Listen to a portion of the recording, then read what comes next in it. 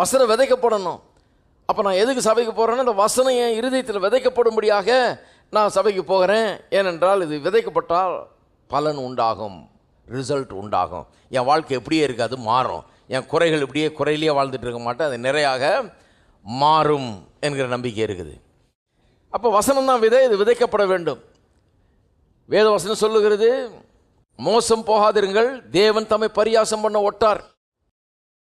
கலாத்தியர் 6:7 சொல்லுகிறது, மோசம் போகாதிருங்கள், தேவன் தம்மை பரியாசம் பண்ண விட்டார்.